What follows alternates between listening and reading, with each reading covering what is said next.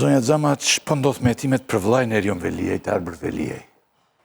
Siç kam raportuar edhe herën e shkuar, një pjesë e kompanive, siç është kompania One Communications, janë në lupën e SPAK-ut sa i takon marrëdhënies që kanë patur me kompaninë Google dhe janë duke kontrolluar çmimet e kontratave që kompania e Google SHPK në zotrim të zotit Arbër Veliaj ka patur me kompaninë One Communication dhe nëse ka patur favorizim apo ushtrim të ndikimit të palishëm nga ana e zotit Veliaj, që ai të merrte këtë lloj kontrate. Tregu i marketingut në Shqipëri dihet që është një treg i cili kanalizohet te 4-5 kompani dhe buxheti kompanive të telekomunikacionit, siç është kompania One Communication apo Vodafone apo të marrësh në portofolin tënd edhe banka tregtare, ato kanë edhe buxhetet më të mëdha dhe aty është e gjithë lufta. Megjithatë, te një kompani sigurimi dhe te kompania One Communication, SPAK ka arritur që të gjejë që ka patur jo vetëm marrëdhënie kontraktuale në vlera miliona euro me One Communication, faturimet janë në vlerën 5 milionë euro për kompaninë Google SHPK, por ka patur edhe tendera që këto kompani kanë fituar nga Bashkia e Tiranës, ku autoriteti kontraktor në këtë rast është vllai i zotit Arbër Veliaj, zoti Erion Veliaj. Tani, një pjesë e parave të cilat ka arkëtuar kompania Google, kanë shkuar te kompanitë e lidhura me zonjën Ajola Xoza dhe është duke u ndjekur edhe kjo linjë. Për kompaninë Partner Law janë faturuar 100.000 euro, për kompaninë... Pse valli janë dhe në po? Për shërbime fiktive, për një pjesë të mirë të tyre, dyshohet që nuk janë kryer fare si shërbime. Po ashtu edhe për qendrën Byla, kompania Google ka sponsorizuar, pra ka dhënë 20.000 euro, ndërkohë që... Se popullata nuk e kupton, thuaj vllai Erion Velis. Vllai Erion Velis ka dhënë për kompaninë Ava Studio, që është e mamas zonjës Xoza, ka dhënë 74.000 euro. Pra në total janë 200.000 euro që janë dhënë ndaj kompanive që de facto zotroheshin nga ana e zonjës Ajola Xoza. Pyetje për Bushatin Sokon. Ai ka lëshuar përfundimisht Rama Veliajn. Her pas herë Rama thot frazën PS është oqean. Një bie mira ngrien.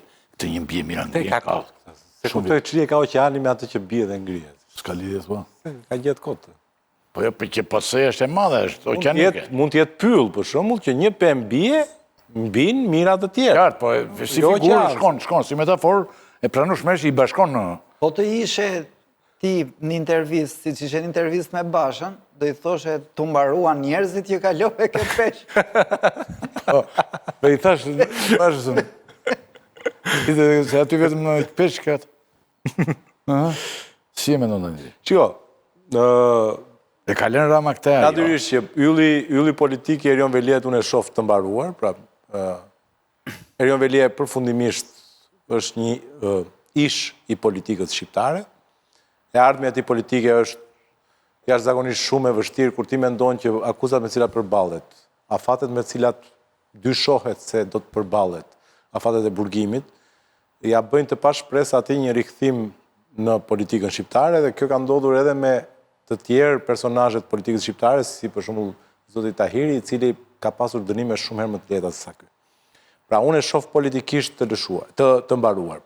Kjo do të thotë që zoti Rama praktikisht e ka shumë zuar me zero vlerën politike të Erion Veliajt sot dhe nuk besoj, prandaj po përpiqet që shpejt e shpejt marrë çfarë të mundet nga pushteti administrativ që ka Veliaj dhe bashkë me të dhe pushteti politik dhe ta lej atë të zhveshur me qëllim që hajde ta rjepim tani. Është si e ke parasysh këta njerëzit që janë këto kadaverat që shkon dhe i marrin çfarë të mundet me çka ka ai në gjë, i zhveshin xhaketën, i marrin këpucët e tjerë. Luftë. Si në luftë, kështu e njëjta gjë ndodhet edhe në rastin e Veliajt. Pra Edi Rama përpiqet ta zhvesh përfundimisht. Okej. Bushati si më në Po, unë nuk kam prova, thjesht kam dyshime që po më shtohen ditë pas dite që jo Rama e ka lëshuar. Po Rama është iniциusi i goditjes Veliaj.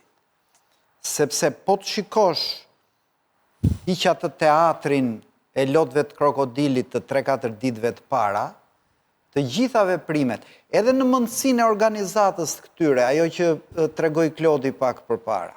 Do me thënë, si inicion tani Ministria e Drejtësisë e Edi Ramës, inicion kontrole ndaj Erion Veliajt. A mund ta marri këtë pesh ulusiu që i thot ai tjetri pa pyetur Edi Ramën? Nuk është ndërprerje, uluzi i thot. Që ta thosh. Uluzi thot doktori më. Doktori pra. E para, e dyta. Ai pa emër të ndryshuar nuk të flet. E para, e dyta. Qofse mban mend kur u futën sa ishte arrestuar Veliaj. Të gjithë mediat e Veliajt, që pak a shumë janë dhe media mbrojtje të Ramës, thoshin këtia ka bërë Belinda Balluku. Po Belinda Balluku mund t'ja bënte prapa krave të Edi Ramës Veliajt këtë punë? Po njerëzit pse u nxorën nga lista dhe u dogjën si deputet për Parlamentin e Arshëm gjithë mbështetësit të Veliajt? Do me thënë, s'kemi fakte, ta thash, por kemi shumë pikë pyetje që na bëjnë të hamënsojnë që pas kësaj mund të ketë qenë Edi Rama. Dhe kjo shpjegon dhe tjetrën, sepse u trimërua SPAK-u për të bërë atë që ne e quajtëm goditjen më të madhe të SPAK-ut deri sot. Ndërkohë, Bushati ka di më konsumoj, unë e kisha që pyetje tjetër këtë, që duke sigur ka një aleancë Rama SPAK në rastin Veliaj.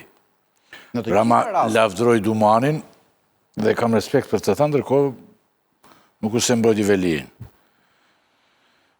Dhe nuk ka lejuar dhe njerëz nga partia për këtë punë. Tani, gjykata e lartë rrezoi sot edhe kërkesat e Ajola Xozës dhe Arber Veliajt për kontrollet e banesave. Çfarë rëndësie ka ky vendim për procesin Veliaj? Pa shkuar të kjo pyetje, ju pyetet pak më herët a e ka lëshuar Edi Rama Erion Veliajin. Unë mendoj që sot duhet na shqetësoj një gjë tjetër, fakti që zoti Rama është duke uzurpuar pushtetin, ose më saktë është duke uzurpuar një institucion si që është Bashkia e Tiranës. Do të thënë, dhe kjo duhet realisht na shqetësoj si qytetar të këtij vendi dhe si qytetar të Tiranës. Jo, por ne duhet ta ne jemi qytetarë të Tiranës dhe Edi Rama nuk është mandatuar dhe nuk është zgjedhur nga qytetarët e Tiranës për drejtuar Bashkinë e Tiranës. Ka dy mundësi, ose shkarkoj Erion Veliajin dhe vazhdo rrugën për plasën e gjykatë kushtetuese, ose lëre të ushtrojë kompetencat në kushtetues. Po e ka bërë në raste tjera, po të dojë se gjykata kushtetuese mund ta rikthejë sepse ama në duhen 3 muaj. Edi Rama mund ta bëjë. Ideja është se Safet Gjicin e shkarkoi 4 minuta pa bërë Safeti reagimin në Facebook, Edi Rama e shkarkoi tani se ne në këtë vend kemi jetuar. Edi Rama e shkarkoi pa e mbaruar Safeti i shkret atë se është edhe smur. Pa e mbaruar dorëheqjen, po është shumë rënd në burg.